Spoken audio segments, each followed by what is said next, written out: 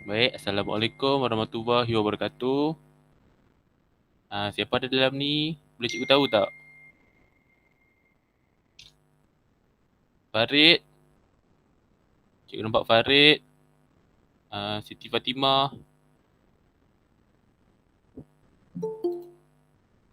Lagi, siapa lagi? Kita tunggu dulu kawan awak yang lain.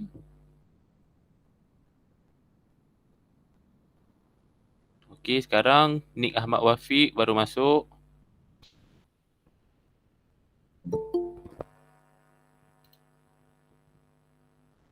Assalamualaikum cikgu. Waalaikumsalam. Mana lagi kawan awak yang lain ni? Sekarang baru ada 1, 2, 3, 4, 5 orang. Wafiq? Hello Wafiq, boleh dengar tak? Boleh. Petang ni ada kelas lain ke? Tadi Dani cakap ada kelas kafah.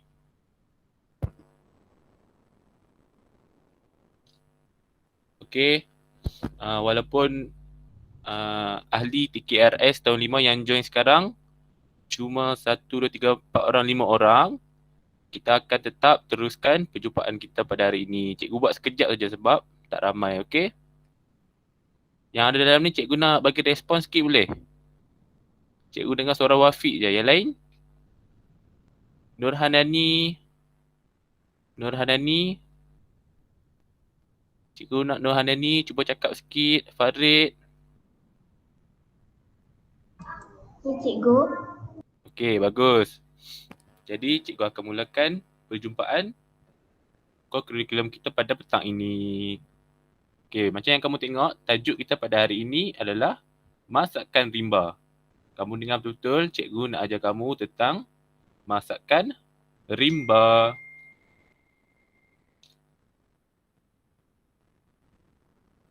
Okey, cikgu teruskan. Sebelum kita mulakan perjumpaan kita pada hari ini, cikgu akan memasang lagu TKRS. Cikgu nak kamu menyanyi bersama-sama dan sebelum menyanyi cikgu nak kamu sila bersedia dan berdiri. Kenapa kita kena berdiri? Sebab kita kena menghormati lagu TKRS. Okey, kalau kamu tak nak menyanyi, kamu nak dengar pun boleh. Baik, cikgu akan pasang sekarang.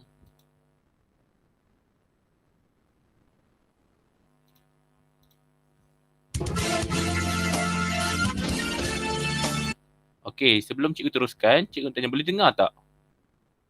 Boleh dengar tak lagu cikgu buka ni? Boleh. Okey, bagus. Boleh cikgu. Bagus.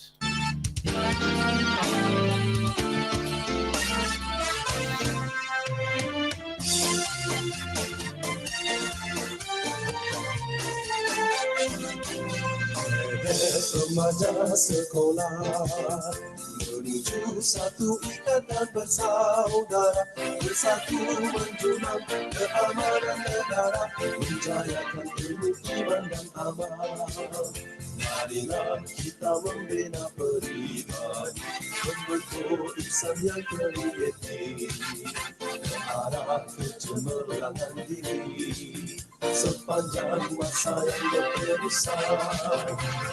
Remaja masa bola cabaran menjadi bangsa Malaysia, maju dan cemerlang, remaja berwawasan, jangan kita lupa kepada pencipta.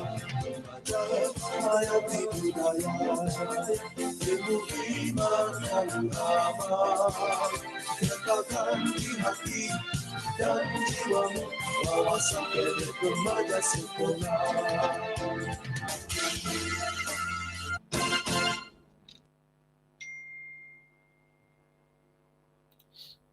Okey.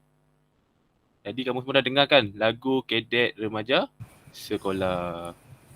Okey, bagus. Jom kita teruskan. Hari ini cikgu nak ajar apa tadi? Cuba ingat balik. Cikgu nak ajar masakan rimba. Yang pertama sekali, mari kita lihat. Apa itu masakan rimba? Masakan rimba adalah kaedah memasak yang digunakan oleh pengembara ketika pergi berkemah. Faham tak apa Kita maksud? pergi berkemah. Faham tak? Contohnya, Faham, Faham. cikgu. okay, bagus. Contohnya macam kita lah ahli TKRS pergi berkemah, jadi kita nak memasak kan. Takkanlah kita bawa makanan yang banyak. Jadi kita perlulah masak di dalam hutan. Jadi macam mana kita nak masak dalam hutan? Itulah kita cikgu nak ajar kamu. Okey? Cikgu nak ajar kamu macam mana kamu nak memasak di dalam hutan. Okey, yang pertama sekali. Mengapa kaedah masakan rimba ini wujud? Kenapa? Adalah kekurangan sumber. Yang pertama sekali kerana kekurangan sumber makanan atau alatan memasak. Contoh kita masuk ke hutan kan, pergi berkemah. Takkanlah kita nak bawa tong gas yang besar tu ataupun kita nak bawa dapur kan. Jadi kita menggunakan apa ni? Apa nama alat ni kalau kamu nampak? Ini adalah kita panggil apa ni? Dapur mudah. Dapur, gas. Api. Panggil dapur gas mudah alih. Dapur tu kecil je dan boleh dibawa ke mana-mana tempat. Lagi kita menggunakan arang. Arang untuk memasak. Yang kedua adalah menjimatkan masa ahli TKRS. Dan yang terakhir adalah Ahli UKRS. ringkas dan mudah dimasak sesuai dengan persekitaran hutan. Seterusnya, keperluan kaedah masakan rimba. Apa kita perlu melakukan aktiviti masakan rimba ini? Yang pertama adalah kita perlu memastikan kelangsungan hidup. Kalau kita masuk hutan, kita tak makan, mestilah kita lapar dan boleh mendatangkan kebahayaan kepada diri. Yang seterusnya adalah tidak mencemarkan sumber alam semula jadi. Okey, kalau kamu masuk hutan, kamu nak memasak, contohnya kamu mengambil tumbuh-tumbuhan atau sebagainya, kamu perlulah tidak mencemarkan sumber alam tersebut dan perlu mengemas selepas menggunakannya. Yang ketiga adalah menjadikan ahli TKRS lebih berdikari. Kenapa cikgu cakap lebih berdikari? Sebab kita kan, contoh kita kan pergi berkemah kan, takkan kita nak bawa makanan yang banyak. Kita nak bawa stok makanan yang banyak, jadi macam mana kita nak berdikari? Kita mestilah membawa makanan yang asas saja. Contohnya macam beras, ayam. Jadi kita perlu menggunakan kaedah masakan rimba ni untuk memasak. Sekarang kamu tak nampak lagi, nanti bila kamu dah pergi ke sekolah menengah, macam tu nanti akan ada satu perkemahan dan melalui perkemahan itu kamu perlu menjalani aktiviti ikhtiar hidup. Ikhtiar hidup ni kamu diminta untuk memasak menggunakan kaedah masakan rimba. Jadi sebab itulah cikgu ajar kamu. Cikgu nak bagi kamu faham. Nanti bila kamu pergi ke sesuatu perkemahan, kamu dah ada pengalaman. Bahan alatan dalam masakan rimba. Okey, ini adalah contoh bahan dan alatan yang penting dalam masakan rimba. Yang pertama sekali adalah kita perlu sumber bahan api untuk memasak. Apa sumber bahan api tu? Kita tengok. Yang pertama sekali adalah arang. Arang. Bagus. Yang kedua, Gantung kayu. ting kayu. Dan yang ketiga, portable stove. Portable stove. Inilah yang cikgu cakap tadi. Dapur mudah alih. Kamu boleh membawa ke mana saja. Yang kedua, menjadi pinggan atau balutan makanan daripada terkena kotoran. Okey, kalau kita masuk ke hutan, takkanlah kita nak bawa pinggan kan? Pinggan kaca nanti pecah pula. Jadi, kita perlu gantikan dengan daun pisang. Daun pisang akan menjadi pinggan dan akar kayu akan menjadi balutan makanan. Seterusnya, boleh digunakan untuk memasak nasi atau air. Kita menggunakan buluh untuk memasak nasi. Kalau macam sebelum ni kan, kamu semua pernah tengok tak lemang? Lemang kan, kita menggunakan buluh. Pernah. Bagus. Okey, kita akan masak lemang tu apa? Lemang tu pulut kan? Pulut masak di dalam buluh. Jadi sekarang kalau kamu masuk hutan, kamu bawa beras, macam mana kamu nak masak nasi tersebut? Takkan kita nak bawa periuk kan masuk hutan berkemah. Jadi kita perlulah menggunakan kaedah masakan rimba ini dengan menggunakan batang buluh untuk memasak nasi. Seterusnya, pisau. Pisau digunakan untuk memotong atau membersihkan bahan masakan. Dan akhir sekali, bahan masakan utama yang boleh dibawa dan diperolehi dalam hutan. Ini yang cikgu cakap tadi. Kalau kita nak masuk hutan, kita kena bawa makanan asas saja, makanan yang penting. Contohnya macam beras, ikan, ayam, daging, tepung dan garam. Itu je lah. Jadi, jom kita teruskan lagi. Okey, sebenarnya cikgu nak ajar kamu membuat tata cara pelaksanaan projek. Jadi, macam mana kita nak buat pelaksanaan projek ni? Cikgu nak kamu buat folio masakan rimba.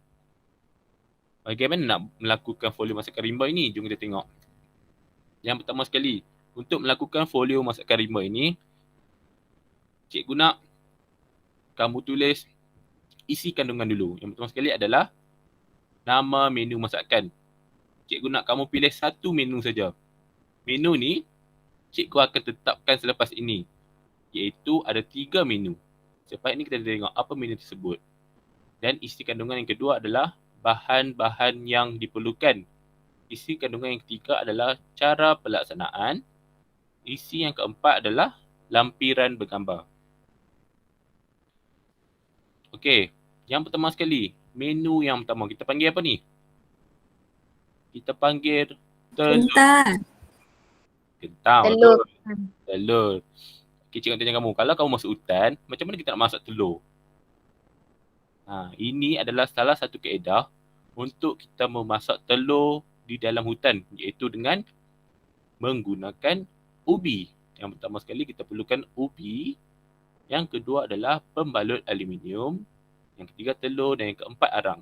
Okey, sekejap lagi cikgu akan tunjuk video bagaimana untuk memasak telur di dalam hutan. Menu yang kedua. Ini adalah roti lilit. Apa bahan yang diperlukan untuk membuat roti lilit adalah tepung gandum, gula, mentega, air, lidi, ranting. Ranting kalau kita menggunakan sesuatu tumbuh-tumbuhan di dalam hutan, contohnya daun ataupun ranting, kita perlulah membersihkan terlebih dahulu. Dan yang terakhir adalah arang. Menu seterusnya iaitu menu ketiga adalah ikan bakar. Ini menu yang paling sedap kalau kita duduk dalam hutan. Antara bahannya adalah ikan, kunyit. Kenapa kita perlukan kunyit? Siapa tahu? Untuk menyedapkan. Bagi rasa. Bagus. Untuk menyedapkan rasa. Dan seterusnya pembalut aluminium, garam, arang dan sebagainya. Okey, yang seterusnya cara pelaksanaan masakan. Ini cikgu tunjuk contoh satu pelaksanaan makanan bagi roti lilit. Yang pertama sekali kamu perlulah masukkan semua bahan dan kacau sehingga sebati. Apa bahan yang kita gunakan? Macam cikgu cakap tadi, tepung, yeast. Seterusnya biarkan adunan seketika sehingga kembang. Uli adunan menjadi panjang seperti tali. Kemudian lilit adunan pada ranting atau lidi yang telah kamu cari sebentar tadi. Kemudian bakar adunan di atas bara api. Akhir sekali, bakar adunan sehingga masak. Sekarang cikgu nak menunjuk beberapa video kepada kamu. Yang pertama sekali, jom kita tengok video yang pertama sekali iaitu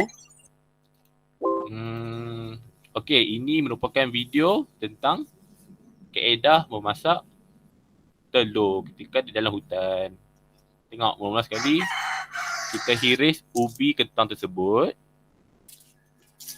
Okey, kita potong bagi ada ruang dekat tengah. Kamu kena tengok betul-betul sebab nanti bila kamu pergi ke satu perkemahan, kamu perlu melakukan aktiviti ini. Iaitu kita panggil masakan rimba. Kemudian pecahkan telur ke dalam ubi tersebut dan tutup. Selepas tutup, apa yang perlu kita lakukan? Kita perlu melilit ubi tersebut.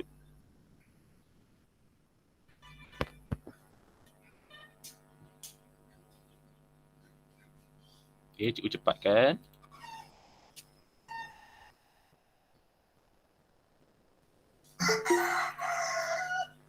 Kemudian nampak tak dia bakar kayu api, dia hidupkan api menggunakan arang.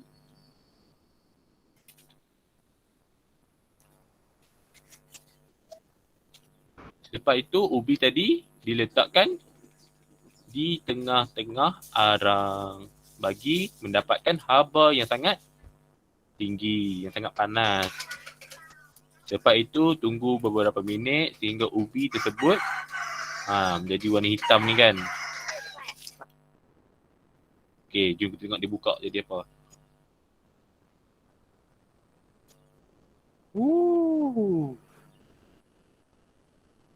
Nampak tak?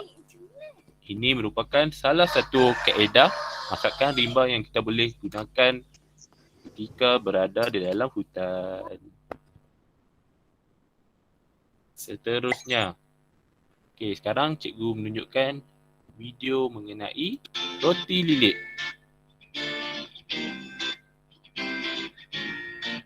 Okey, yang pertama sekali masukkan semua bahan. Apa tu? Tepung, garam.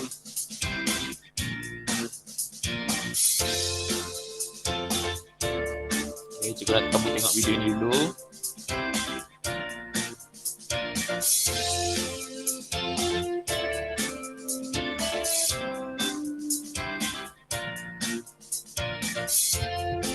Kemudian gaul sehingga sebati.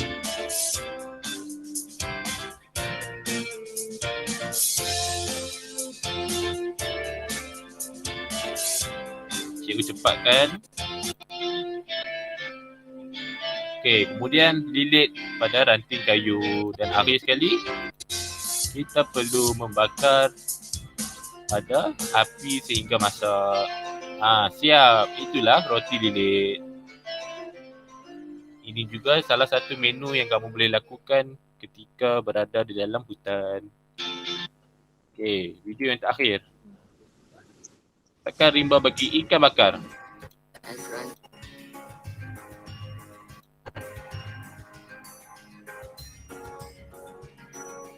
Kamu akan tengok betul. Satu masa nanti kamu akan mengalaminya. Okey, yang pertama sekali murid tersebut buat apa tu? Buat api. Pandai. Okey, seterusnya. Ini kunyit cikgu cakap tadi. Kunyit kita gunakan untuk menyedapkan rasa.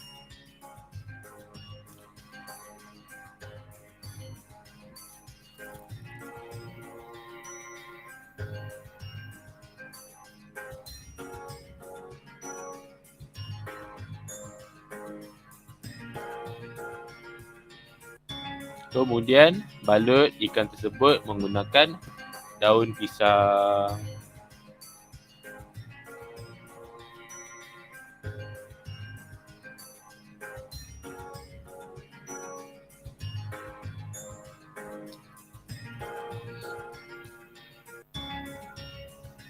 Lepas dah siap, letak ikan untuk dibakar.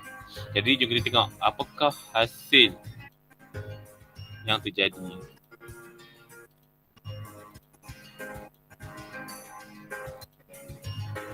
Untuk pengetahuan murid, ikan bakar ni kalau kamu tahu antara salah satu menu yang sangat sedap kalau kita berada di hutan. Okey, ikan sudah sedia untuk dimakan. Tengok tu, nampak sedap kan? Okey.